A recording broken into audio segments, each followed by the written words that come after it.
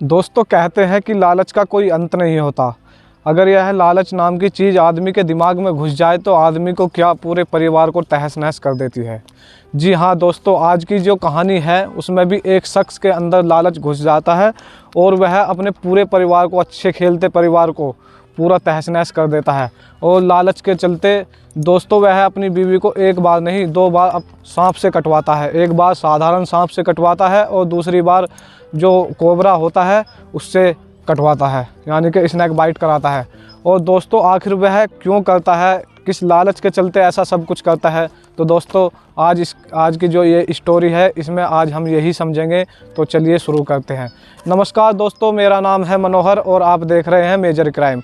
दोस्तों आज की जो सच्ची घटना होने वाली है वो केरल की है, जहाँ पर एक इलाका पड़ता है जिसका नाम है अचल। वहाँ पर एक परिवार रहा करता था और परिवार में 3 सदस्य थे दोस्तों। एक तो बूढ़े माता पिताजी थे और उनकी एक बेटी थी जिसका नाम था उत्तरा। दोस्तों उत्तरा जो थी वो थोड़ी समझ सकते हो कि जो कोई नई चीज़ होती है तो वो जल्दी से सीख नहीं पाती थी किसी नई चीज़ को। एक तरीके की ये बीमारी होती है, लर्निंग डिसऑर्डर। तो दोस्तों उस चीज़ को नहीं सीख पाती थी, लेकिन अभी जो उत्तरा थी वो शादी के योग्य हो चुकी थी।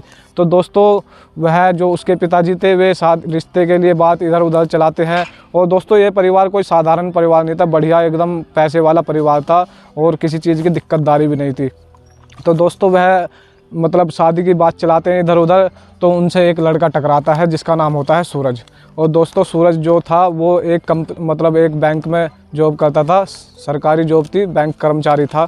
दोस्तों इनसे उससे उत्तरा थी जो, और सूरज की शादी हो जाती है। शादी बड़ी धूमधाम से होती है।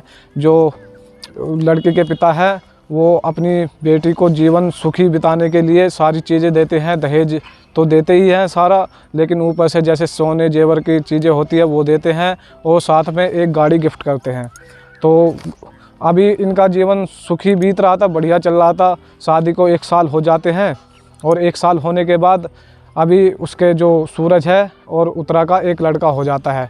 लेकिन लड़का होने के बाद जो सूरज है अभी थोड़ा चिड़चिड़ा रहने लगता है और थोड़ा अपने आप में ही मगन रहने लगता है।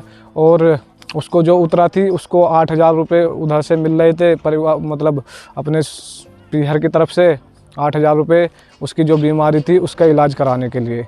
तो दोस्तों अभी सूरज के मन में लालच आ जाता है कि अगर मैं अपनी बीवी को उत्तरा को मार देता हूँ तो इसका कोई और है भी नहीं, तो इसकी सारी जायदाद संपत्ति अपनी हो जाएगी और इसके बेटे को ही मिलेगी, क्योंकि उसका एक ही बेटा है। उसके नाना नानी उसी को सारी जायदाद संपत्ति देंगे।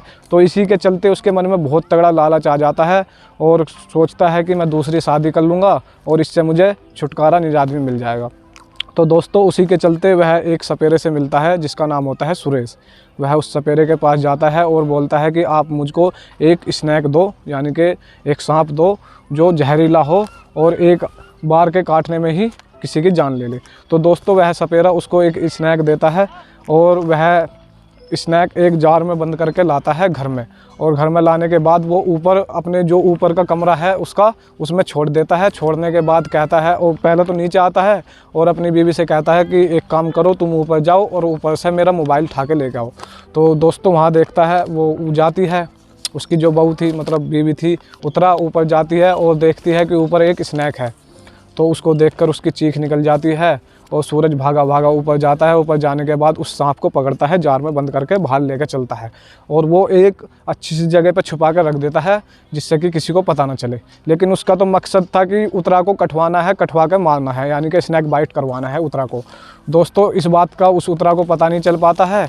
तो शाम होती है, जैसे दिन ढलता है रात होती है। रात होने के बाद उत्तरा सो जाती है और आराम से जाता है सूरज और उस जार को उठाता है। उस जार को उठाने के बाद उसमें से स्नैक को निकालकर उसके बिस्तर पर छोड़ देता है, जिससे कि उत्तरा को वह सांप काट लेता है। दोस्तों सांप काटने के बाद वह भर्ती भी करा देता है उसको अस्पताल में, और भर्ती कराने के बाद पूरे वे 45 दिन तक अस्पताल में भर्ती रहती है।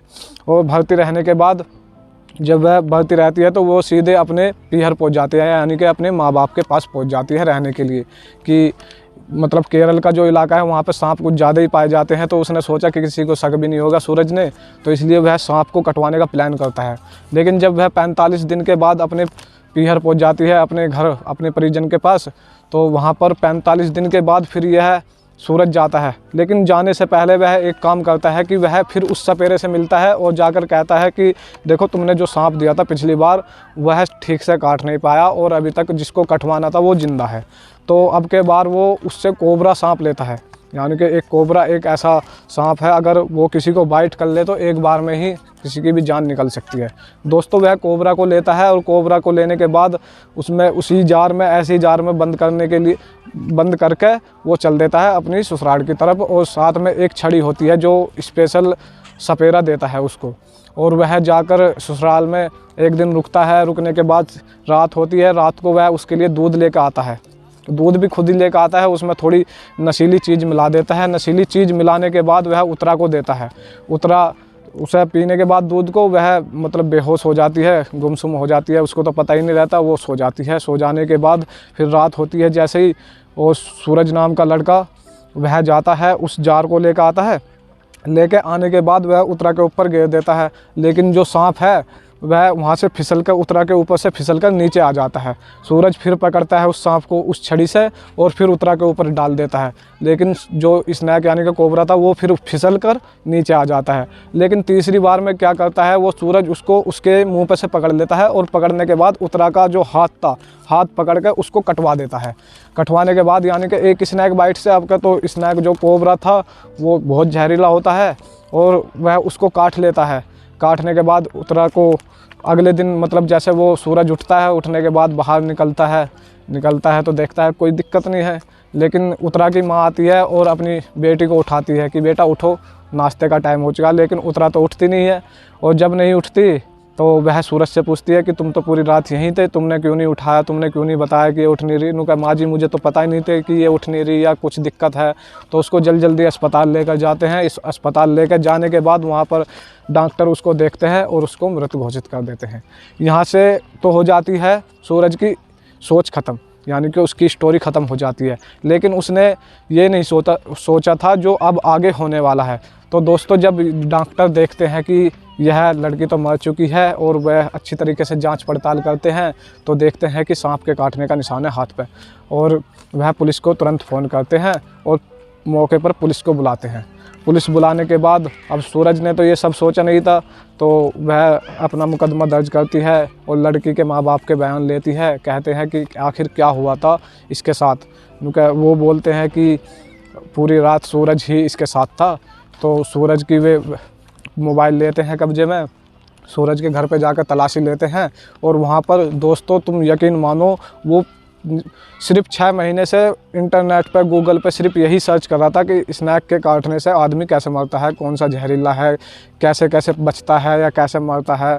मतलब वो हर एक तरीका सर्च कर रहा था गूगल इंजन पर, लेकिन उसको स्नैक का ही तरीका सूझा तो उसने स्नैक ही मंगा लिया, और स्नैक मंगाने के बाद उसको कटवा भी दिया। लेकिन पुलिस उसके घर जाती है और उसके टैबलेट लैपटॉप जो भी था उसको सब कब्जे में लेती है, और जो फिर लड़के के घर जाती है जहाँ पर वो जार था, और जार को भी अपने कब्जे में लेती है क्योंकि वहीं मिल गया था वो। लेकिन कुछ दूर चलने के बाद उनको स्नैक वही कोबरा भी मरा हुआ मिल जाता है। दोस्तों जब मिलता है तो उसको भी फोरेंसिक लैब भेज दिया जाता है, सारी चीज़ों को, यहाँ तक कि कोबरा को, उसके लैपटॉप को, मोबाइल को, और वहाँ भेजने के बाद अब चलता है मुकदमा। दोस्तों वह मुकदमा लेकर पुलिस 1000 पन्नों की चार्जशीट बनाती है और सीधे थाने से सीधे कोर्ट में दाखिल कर देती है 1000 पन्नों की चार्जशीट। दोस्तों जब यह मुकदमा जो जज थे वो सुनाते हैं तो वो कहते हैं कि ये एक rare of the rare case है। ऐसा कभी ज़िंदगी में हुआ नहीं है कि कोई अपने लालच के चलते किसी को सांप से एक बार नहीं 2 बार कटवाए। तो दोस्तों उसको जो सज़ा देती है ना, आप भी चौंक जाओगे। जी हाँ दोस्तों, उसको 2 उम्र कैद की सज़ा देते हैं जज साहब, क्योंकि सारे सबूत उसी के अभाव में जा रहे थे, उसी के खिलाफ थे। 2 उम्र कैद यानी कि लाइफ इम्प्रिजमेंट की सज़ा सुनाते हैं जो जज साहब हैं वहाँ के। और दोस्तों इस कहानी का ऐसे अंत होता है, अगर वह मतलब आदमी के लालच की कोई सीमा नहीं होती, कोई अंत नहीं होता। तो दोस्तों मैं भी यही कहना चाहूँगा कि कभी ऐसा लालच ना करो, ऐसे लालच से बचो। कोई भी लालच तो पहली बात तो बुरी चीज़ है, लालच के चक्कर में आकर तो हमेशा क्राइम ही होता है। तो दोस्तों हमेशा 1 नंबर से ही हर चीज़ की जा सकती है, 2 नंबर से कुछ नहीं होता। और दोस्तों इस कहानी को सुनाने का उद्देश्य किसी को परेशान करना, किसी का दिल दुखाना नहीं है। दोस्तों यह एक सच्ची घटना है, सिर्फ आपको प्रेरित करने के लिए, आपको सुनाने के लिए हम ये सब रिकॉर्ड कर रहे हैं और बता रहे हैं। तो दोस्तों आपको कैसी लगी हमारी स्टोरी आप कमेंट करके हमें बता सकते हो, और आप हमारी वीडियो को कहाँ से देख रहे हो। तो दोस्तों हमें इस अपना जो ज़िला है, कस्बा है, गांव है, उसका भी नाम कमेंट बॉक्स में लिख सकते हैं। जब तक के लिए अब मिलते हैं अगली नेक्स्ट वीडियो में। जब तक के लिए नमस्कार, आदाब, जय हिंद, जय भारत।